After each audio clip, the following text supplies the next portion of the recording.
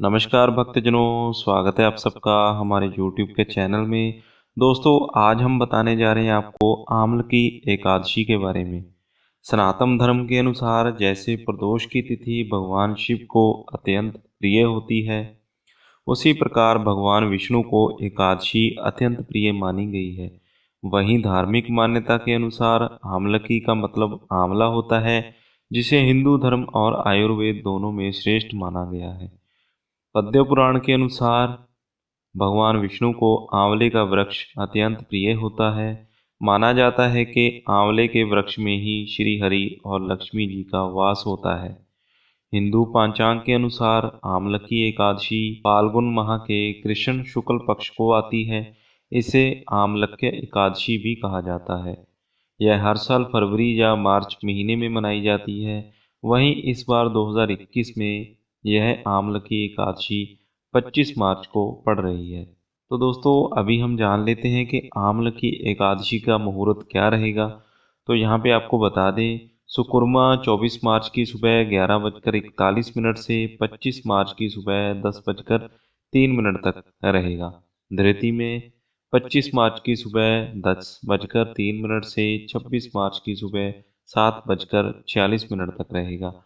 प्राणा मुहूर्त में 26 मार्च को 6:18 से 8:46 तक रहेगा और अवधि यहाँ पे 2 घंटे 27 मिनट की रहेगी।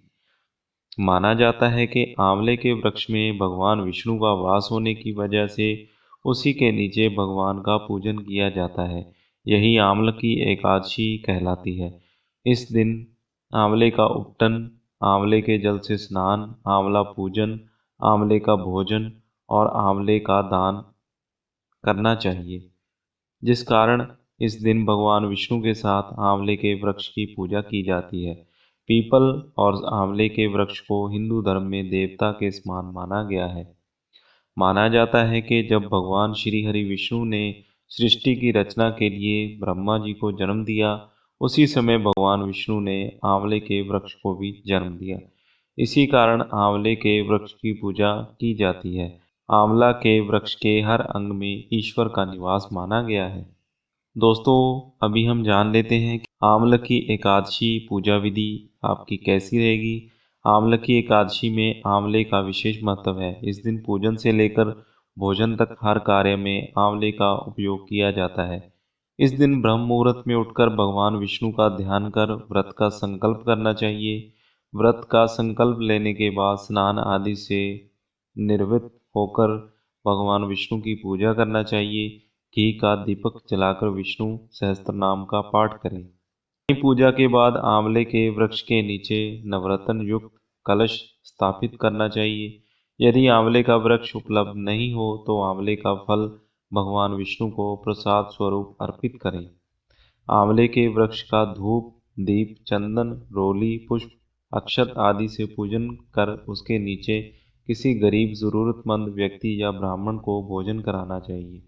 इसके बाद अगले दिन यानी द्वादशी को स्नान कर भगवान विष्णु के पूजन के बाद जरूरतमंद व्यक्ति या ब्राह्मण को कलश, वस्त्र और आंवला आदि दान करना चाहिए। फिर भोजन ग्रहण कर उपवास खोलना चाहिए। कथा के अनुसार प्राचीन काल में चित्रसेन नामक राजा राज्य करता था। उसके राज्य में एकादशी व्रत का बहुत महत्व था और सभी प्रजाजन एकादशी का व्रत करते थे। वहीं राजा की आम्लकी एकादशी के प्रति बहुत श्रद्धा थी।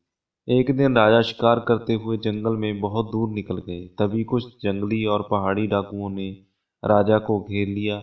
इसके बाद डाकुओं ने शस्त्रों से राजा पर हमला कर दिया, मगर देव कृपा से राजा पर जो भी शस्त्र चलाए जाते वो पुष्प में बदल जाते।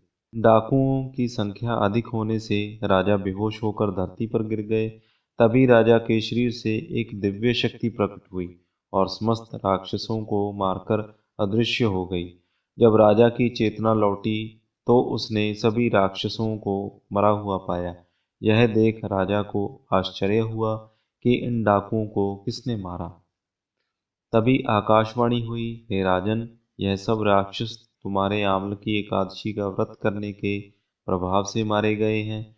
तुम्हारी देह से उत्पन्न आम्ल की एकादशी की वैष्णवी शक्ति ने इनका संहार किया है। इन्हें मारकर वहां पुनः तुम्हारे शरीर में प्रवेश कर गई।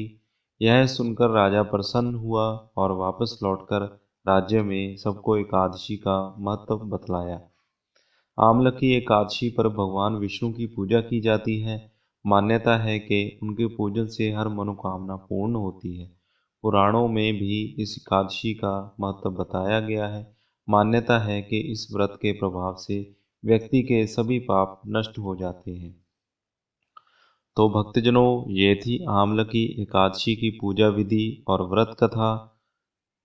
अगर आपको ये वीडियो अच्छा लगा हो तो इसे लाइक और भगवान विष्णु की कृपा प्राप्त करने के लिए ज़्यादा से ज़्यादा शेयर जरूर करें।